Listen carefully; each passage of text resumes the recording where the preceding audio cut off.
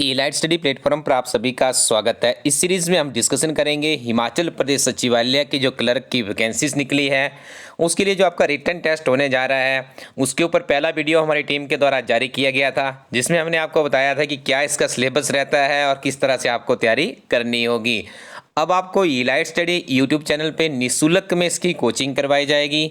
पूरे के पूरे सिलेबस को एक स्ट्रैटेजी के साथ में हमारी टीम यहाँ पे कवर अप करेगी, जिसमें सम्मिलित रहेगा हिमाचल प्रदेश सामान्य ज्ञान, भारतीय इतिहास, प्राचीन मध्यकालीन तथा आधुनिक इतिहास है।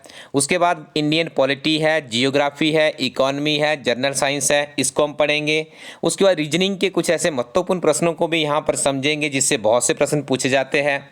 उसके बाद जनरल इंग्लिश को पढ़ेंगे, जनरल हिंदी को पढ़ेंगे और उसके बाद हम जो विभिन्न तरह की क्लर्क की अभी तक परीक्षाएं हुई है उसके ओल्ड क्वेश्चन पेपर को पढ़ेंगे, ताकि हमें पता चल सके इस परीक्षा में किस तरह के प्रश्न पूछे जाते हैं।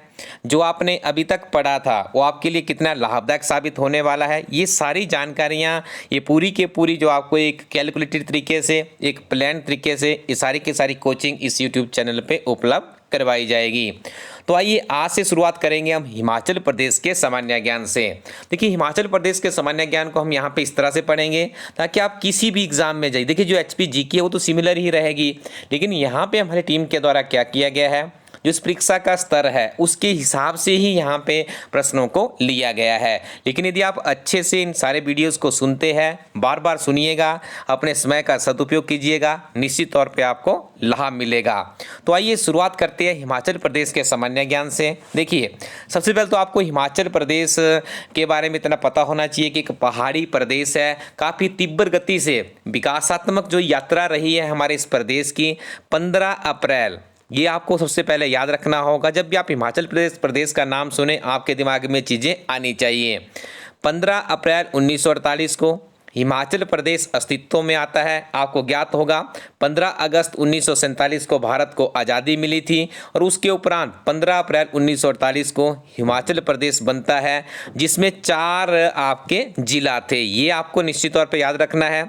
सबसे पहले कौन सा था? मंडी था, एम से महासू था, यहाँ पे एस से सिरमौर था और सी से चंबा था। MMCS करके भी आप इसको याद रख सकते हैं या MMSC करके भी याद रखिएगा।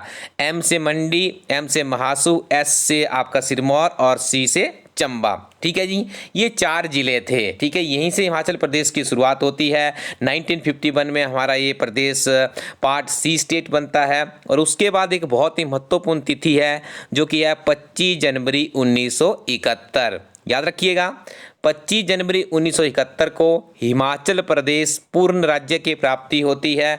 तब से लेकर आज तक की जो हमारी इस प्रदेश की अपनी एक जर्नी है उसमें हिमाचल प्रदेश ने काफ़ी विकास किया है और वर्तमान में इस हिमाचल प्रदेश में 12 जिले हैं। इस तरह से आपको चीज़ें याद रखनी है। अब आपको बता दें हिमाचल प्रदेश की राजधानी। देखिए, मूलतः यदि बात करें हम यहाँ पर तो हिमाचल प्रदेश की राजधानी शिमला है, लेकिन 4 साल पहले जब इसकी इंडियन नेशनल कांग्रेस की सरकार थी, इसका वीरभद्र जी उन दिनों मुख्यमंत्री हुआ करते थे, उनके द्वारा धर्मशाला को भी हिमाचल प्रदेश की राजधानी, दूसरी राजधानी घोषित कर दिया है। इसका मतलब ये हुआ कि शिमला तो आपने देखा होगा 1911 तक, ठीक है, जो ब्रिटिश हुकूमत थी उनकी जो ग्रीष्मकालीन थी, जो गर्मियों की राजधानी, क्योंकि अंग्रेजों को गर्मी बहुत लगती थी, दिल्ली कलकत्ता से उनका काम नहीं चलता था, तो उन्होंने एक ऐसी जगह ढूंढ के रखी थी जिसे शिमला के नाम से जाना जाता है हमारे हिमाचल प्रदेश में। वहीं से वो अपना सारा कार्यक्रम करते थे। तो देखिए, 1911 तक शिमला भारत की भी राजधानी रहा है, जो हमारा ब्रिटिश हुकूमत के दौरान हमारी गुलामी भारत पूरा झेल रहा था। तो निश्चित तौर पे स्वाभाविक था, जो इतनी बड़ी जगह है तो हिमाचल प्रदेश की राजधानी तो शिमला ही बननी थी। लेकिन आपको बता दें हिमाचल प्रदेश तो छोटा सा प्रदेश है, लेकिन भौगोलिक परिस्थितियों के आधार पर यदि हम इसको देखेंगे तो काफ़ी विभिन्नताएं यहाँ पे इस प्रदेश में हमें देखने को मिलती है। तो वर्तमान समय में 2 राजधानियाँ हैं इस प्रदेश की, पहली शिमला है और दूसरी कौन सी है? धर्मशाला है। जिलों की बात करें हम तो कितने जिलों में विभक्त है हिमाचल प्रदेश? 12 जिले हैं। ठीक है, क्षेत्रफल के आधार पर सबसे जो बड़ा जिला है उसका नाम लाहौल स्पीति है। पॉपुलेशन के आधार पर जो सबसे बड़ा जिला है उस जिले का नाम कांगड़ा है। मंडलों की हम बात करें तो 3 इसमें मंडल है। 3 मंडलों का मतलब है कि जो पूरे हिमाचल प्रदेश के 12 जिले हैं उनको 3 मंडलों में विभाजित किया गया है। शहरी निकायों की संख्या, देखिए शहरी निकायों की संख्या यहाँ पे 54 है। उपमंडलों की संख्या की बात करें तो ये आपके पास 69 है। कस्बों की बात करें तो कस्बे भी यहाँ पे 59 ही बताया गया है। और हमारे इस प्रदेश में 138 पुलिस स्टेशन है, ये भी आपको याद रखना है। कितने हैं? 138 है।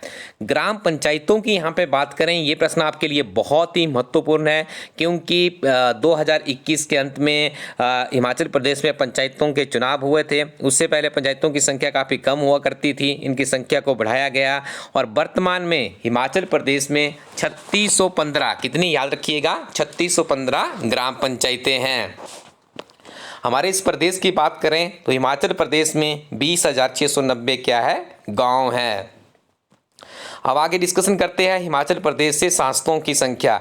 देखिए सीधा सा आपसे पूछा जाए कि हिमाचल प्रदेश से कितने सांसद चुने जाते हैं तो आपका उत्तर क्या होगा? 7 होगा। अब ये 7 कैसे होगा? देखिए आपने याद रखना, एक टिप्स भी आपको यहाँ पे देंगे इसको मेमोराइज करने का। लोकसभा और राज्यसभा हमारे 2 हाउसेज है। राज्यसभा को उच्च सदन कहा जाता है, लोकसभा को निम्न सदन कहा जाता है। तो देखिए जो हमारा लोकसभा है जिसके लिए चुनाव होते हैं, आप उसमें डायरेक्ट वोटिंग करते हैं, प्रत्यक्ष मतदान प्रणाली के आधार पर लोकसभा के सदस्य चुने जाते हैं जो कि लोकसभा में बैठते हैं और जिस क्षेत्र से आए होते हैं उस क्षेत्र की समस्याएं पार्लियामेंट में पहुंचाने का प्रयास करते हैं। तो जिसकी स्ट्रेंथ है हमारी एट प्रेजेंट 545 है, याद रखिएगा आप, ठीक है। तो इन 545 में से 4 लोग हिमाचल प्रदेश से चुनकर भी जाते हैं जिन्हें हम अपने प्रत्यक्ष रूप से चुनते हैं। ये 4 कौन कौन से चुन के जाते हैं? देखिए कांगड़ा संसदीय सीट है हमारे पास, उसके बाद हमीरपुर है, उसके बाद मंडी है और उसके बाद शिमला है। तीनों सीटें हमारे पास ओपन रहती है। शिमला सीट हमेशा SC कैटेगरी के लिए रिजर्व रहती है।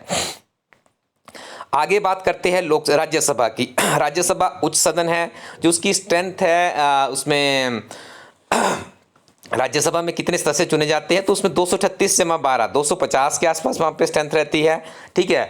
देखिए ये किस तरह से चुने जाते हैं ये भी आपको पता होना चाहिए। जो हमारी विधानसभा है उसमें जो हमारे MLA है, वर्तमान में हमारे हिमाचल प्रदेश की विधानसभा में 68 MLA है, ठीक है जी। इन MLA के द्वारा ही वोटिंग के माध्यम से राज्यसभा के सदस्यों को चुना जाता है और इनकी स्ट्रेंथ हमारे हिमाचल प्रदेश से 3 है। लेकिन लोकसभा और राज्यसभा के जो ये मेंबर्स चुने जाते हैं इन्हें सांसद के नाम से ही जाना जाता है। तो इस हिसाब से देखिए सांसदों की बात करेंगे तो 7 है। अब आप इसको मेमोराइज कैसे करेंगे? इतना आपको पता लग चुका है कि लोकसभा में ज़्यादा लोग होते हैं और राज्यसभा में कम होते हैं। तो जिसमें ज़्यादा लोग होते हैं हिमाचल प्रदेश में वहाँ से ज़्यादा 4 लोग चुन के जाते हैं। और राज्यसभा क्या है? लोअर बीइंग है, तो यहाँ से कम लोग चुन के जाते हैं। तो इनकी संख्या कितनी है? 3 बताई गई है। हिमाचल प्रदेश का जो विधानसभा का भवन है कहाँ पर है? शिमला में है। यहाँ पे देख आपको याद रखना होगा जो ग्रीष्मकालीन सत्र होता है और जो बरसात का सत्र होता है, दोनों सत्रों का आयोजन विधानसभा शिमला में ही किया जाता है।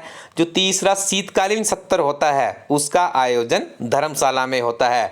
तो हमारी लोकसभा के भी 3 सत्र होते हैं वर्ष भर में और राज्यसभा के भी यहाँ पे कितने सत्र होते हैं?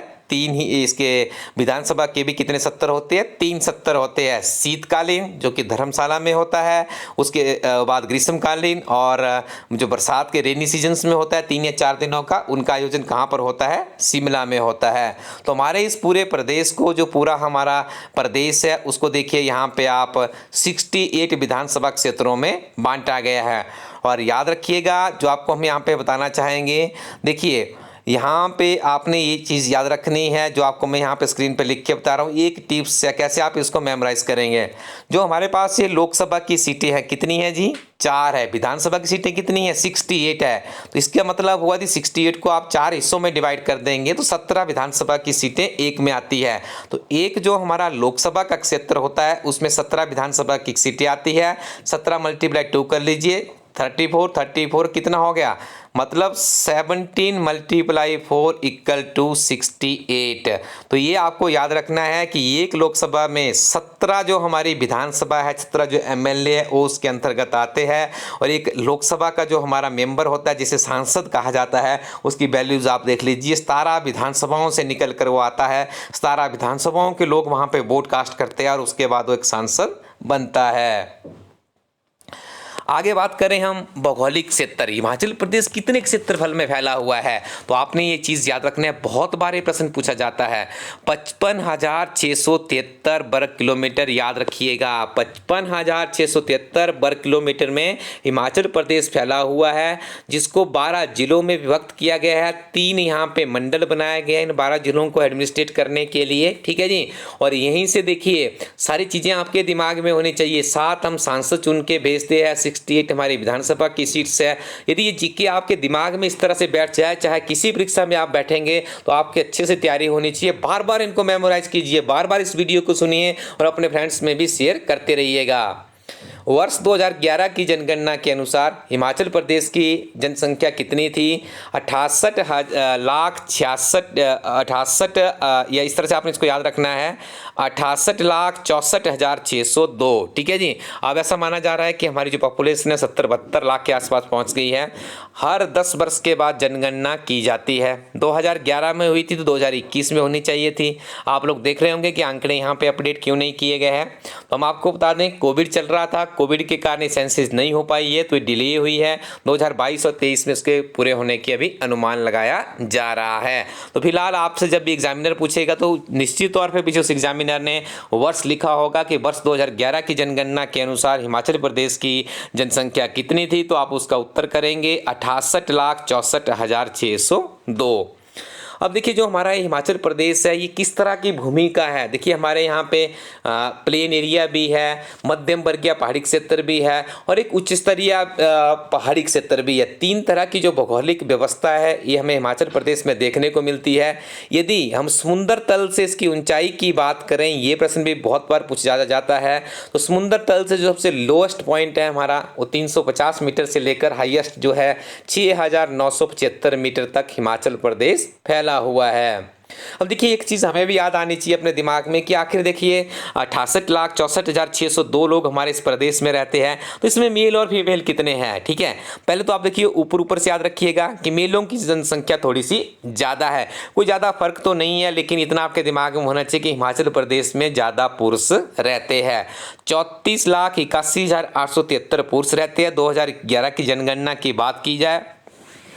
और महिलाओं की संख्या की बात की जाए 33,82,729 महिलाएं हिमाचल प्रदेश में रहती है। अब देखिए जो हमारा क्षेत्रफल है उसके ऊपर कितने लोग निवास करते हैं।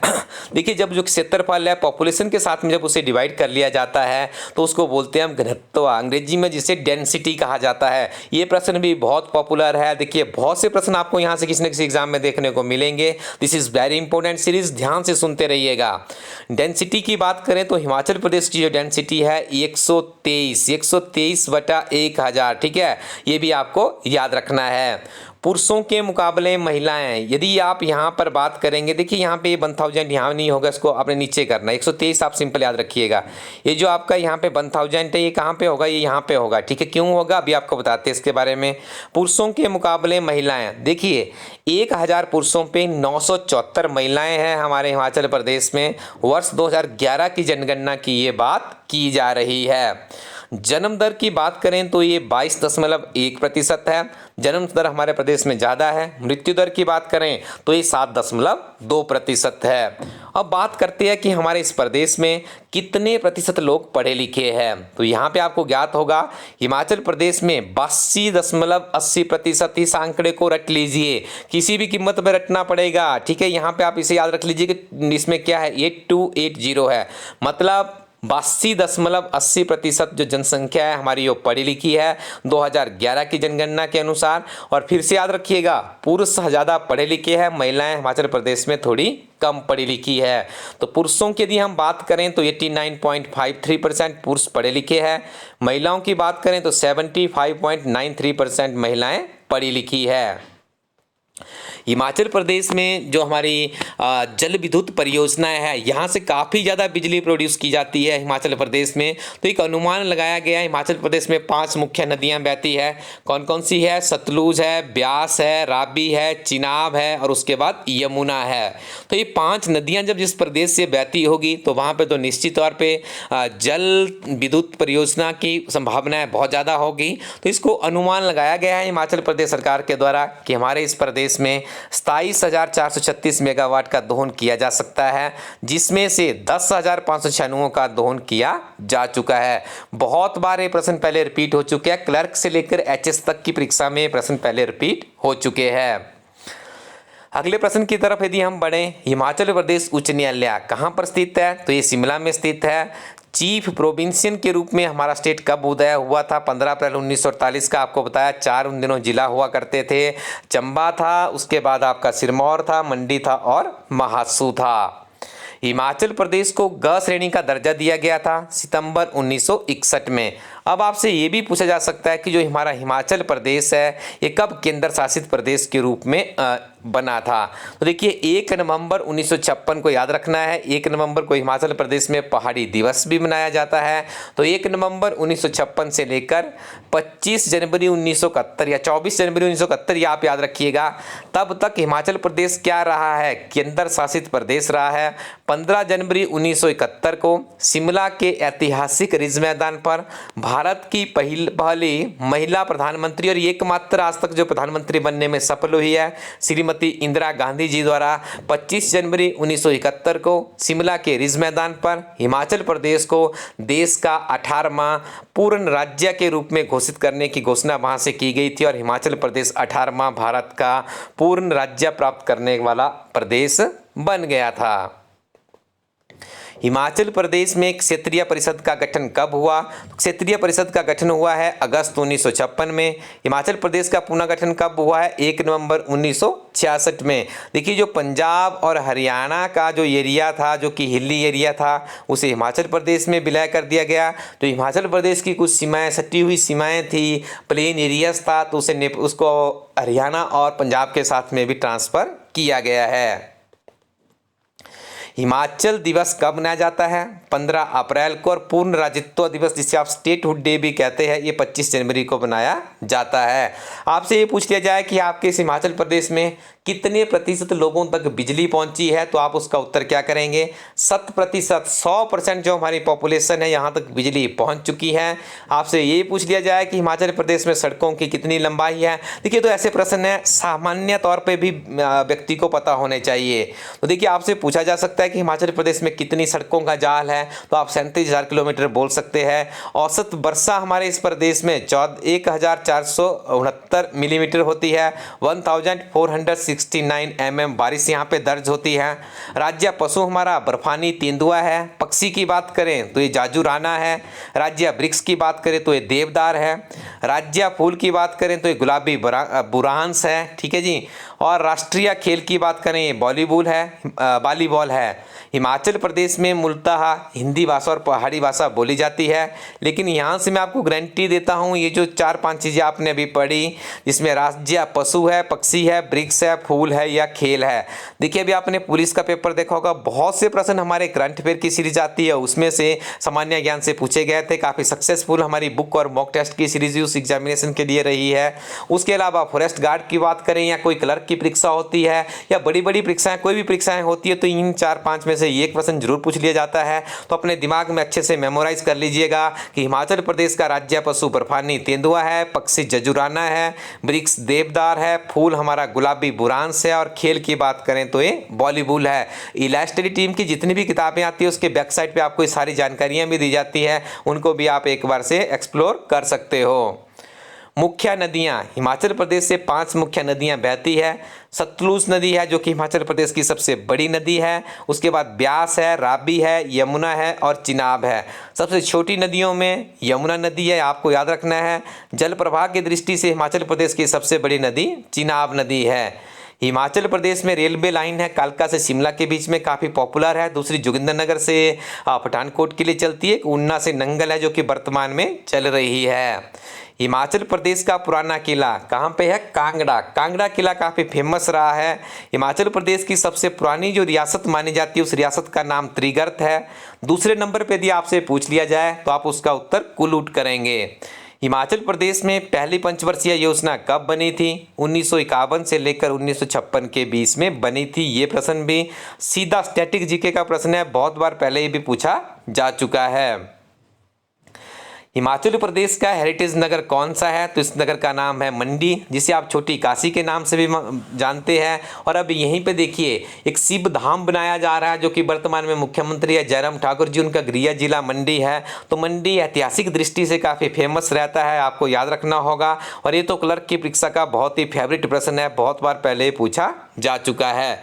हिमाचल प्रदेश की विधानसभा नवंबर 1951 में अस्तित्व में आई थी। प्रथम लोकसभा के चुनाव हमारे यहाँ पे हुए थे 1952 में।